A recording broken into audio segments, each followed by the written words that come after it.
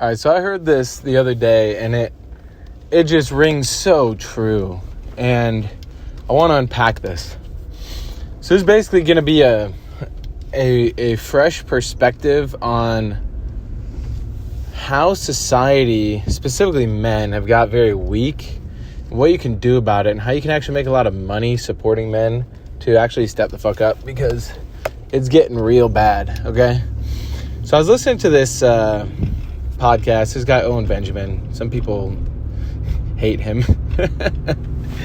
Might get shadow banned just for saying that name.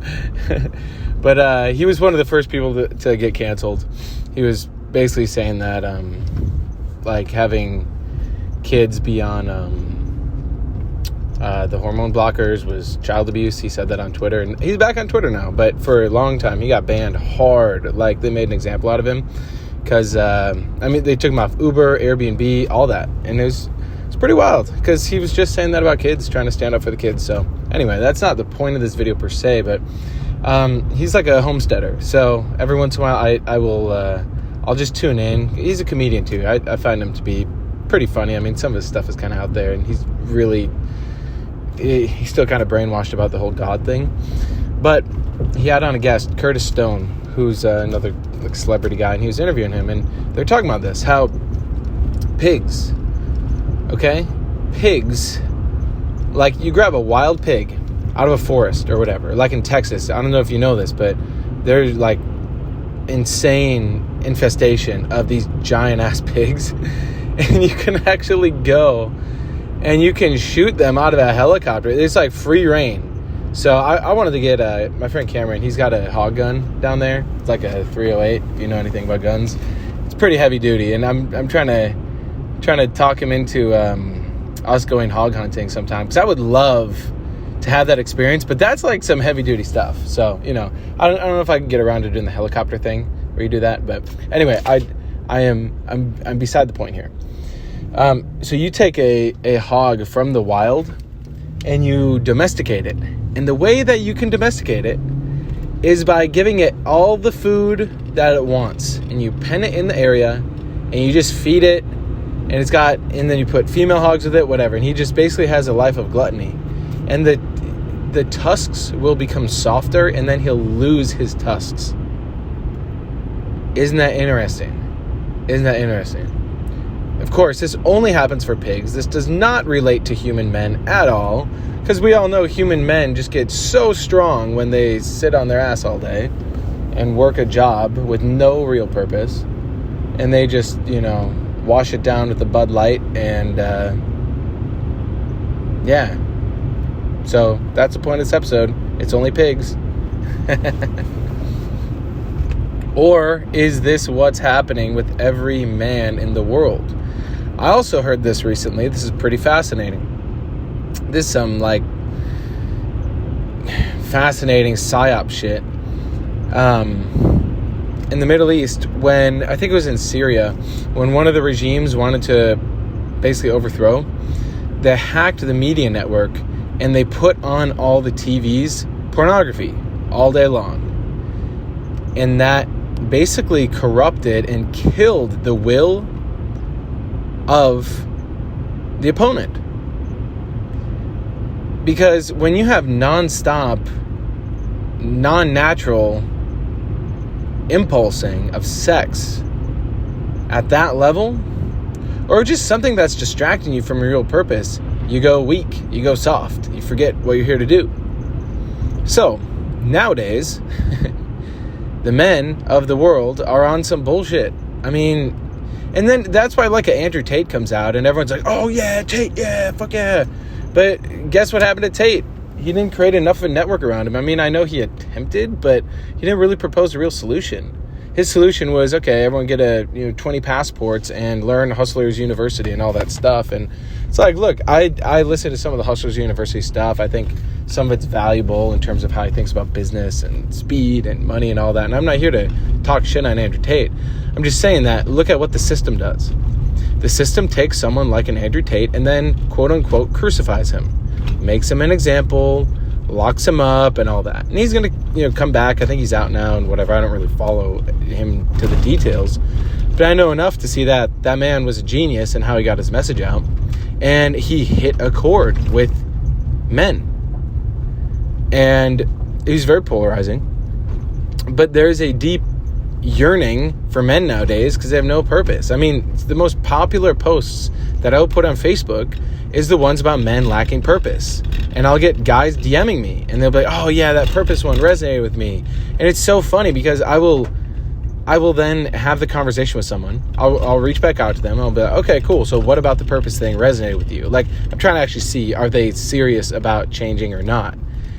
And some of the guys, yes. And then we full on like can mastermind and, you know, work on things together. And that's actually how I've found some of the coolest, closest people to me has been just doing this over years with the compound effect, talking about purpose. It's the most important thing as a man. It is the most important thing.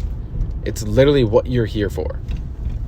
But you should just watch porn and play Call of Duty or Warzone or whatever the fuck the games are. I mean, you should grab your Xbox and your PlayStation and you should throw them in the garbage. Or sell them so you have some money and then invest in yourself. We should work together. So, the thing that happened with Andrew Tate is really interesting because as he started talking about being a man, having discipline is really how I would say, like, that's what his message is striking. And it's one thing for then guys to have that discipline in their mind. It's another thing for them to act on it. Like one of the guys the other week who reached out to me, he was saying how he's like, yeah, that really resonated with me, that post about purpose. And then guess what? He got sidetracked and then he stopped, responding in messages. And yeah, I see him. I see he got a new, I think a daughter, and it's cool. Like I respect the hustle. Like I know he's not just going to spend all day on Facebook or whatever channel that we're talking on. But at the same time, when you have that moment where you realize, oh damn, I am off my purpose. If you don't focus on getting it back online, your ego is going to grab you by the balls and pull you right and left across the world to just go find the thing that creates that dopamine for you. And you're like a drug addict. You're like the crackhead on the corner, just seeking dopamine, seeking pleasure. And there's nothing necessarily wrong with pleasure. Like, it's just, how are you getting the pleasure? Like, I get a lot of pleasure by hanging out with my wife or hanging out with my son or building shit that we're building here. Like, I have to build stuff for a chicken coop because we have animals, and it's like I'm preparing and we're building community here so that as the old system collapses, the system that you're probably still using to go get eggs from the grocery store, as that keeps on collapsing, we're going to have an abundance, and we provide because a man will provide for himself and his community. And it's a journey. I mean, it's not an overnight, oh great, we got 40 chickens, whatever. I mean, it's a lot to like handle them. And to plan ahead and to do that and then keep building business, because my purpose is not to be a homesteader. My purpose is to disrupt the education industry because kids are getting indoctrinated at a epidemic level proportion right now. It's really insane. So, make this video because that statement that was made on that Owen Benjamin podcast, he's talking about how the pigs lose their tusks. Because think about that. I mean, the tusk is like a symbol of your ability to attack. It's like your spear, let's say. And I'm not saying now go be violent, but I'm saying you need to have the ability to attack your goals. And it's so funny, man. Then people get all jacked up on David Goggins and Jocko Willink, and those guys are badasses. I'm not taking away from them. I'm saying then they get all jacked up and they're like, oh yeah, and I'm going to cold plunge and I'm going to run a ultra marathon and all this shit. And then they're like working some IT job or like selling solar. Like, what the fuck are you doing? Because you selling solar, you're literally just capitalizing on the fact that right now the system is pushing green, the whole green agenda. And the whole green agenda, guess what you're ushering in? ESG. If you never heard it, do your research. Like, there's so much that you got to be aware of in the world right now. Are you ready for the day when now you bought your Tesla because you got sold on Tesla? And if you have a Tesla, whatever.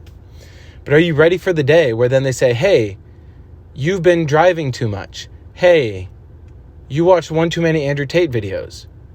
You now are limited to how far you can drive because of global warming, or because you're a threat to the democracy, or whatever the hell. That's what you're ushering in when you go along with the system. It's not that hard to fucking reason it out. Like, it's time to mature, be able to see patterns, be able to see that they've been talking about this for a while. And who is the they? It's called the World Economic Forum, Agenda 2030. They partner with the World Health Organization, the United Nations. I mean, BlackRock's been promoting this shit for a minute. Vanguard's been promoting this shit for a minute. So as a man, are you going to step up and you're going to be part of the solution, grassroots, change it? Both thinking local and thinking global? Or are you just going to jack off going, oh, I'm going to sell my solar and I'm going to do this? It's like, look, if you're doing solar right now to put food on the table, cool. I'm sure you learn a lot going door to door, facing your fears and all that. But don't get it twisted and now think that you're a business owner. You're still an employee. Even if you're a contractor, you're still an employee. Someone else built the system for you. Someone else taught you how to do the lead. Someone else built it. You don't have to go reinvent the wheel. But what I'm saying is, there is a system we have to change. It is the purpose why you are alive right now. Some of you might fight me for it.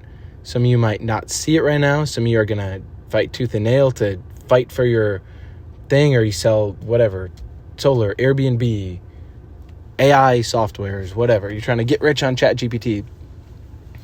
You're actually just being like the pig that went from the wild and now you're losing your tusks.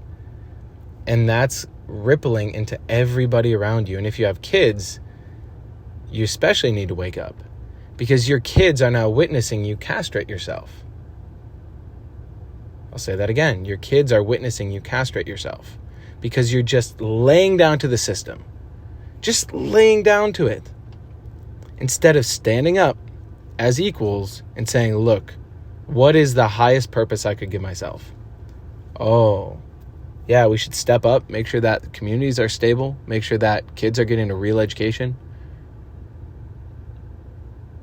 Make sure that men and women are actually building real relationships and not just going along with the bullshit status quo, and then you end up getting a divorce.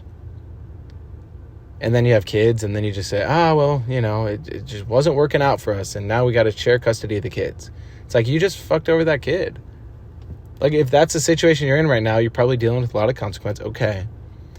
But really looking at this, like, there's still that instinct left in you. You know the world is not a good place right now. And I really like, what's the guy's name? I think it's Mark Devine is his name. He's a Navy SEAL. And he explains how there's like sheep in the world and then there's wolves. And he explains his role. He calls it a sheepdog. So you're the dog that protects the sheep from the wolves. I know that's an analogy and they're different animals and stuff, and it's different as a human, but look at that. Are you willing to step up as that guardian? Are you willing to step up and be that transitional leader so we can actually change the system? There's one more thing I'll share here. I threw myself into this. I knew growing up that I was indoctrinated with a lot of bullshit. I knew when I was a kid, like, that spark of life within me would just ask these questions like, hey, this doesn't add up. Like, why did 9/11 happen? Why do people say that God is love and then there's kids being raped every day?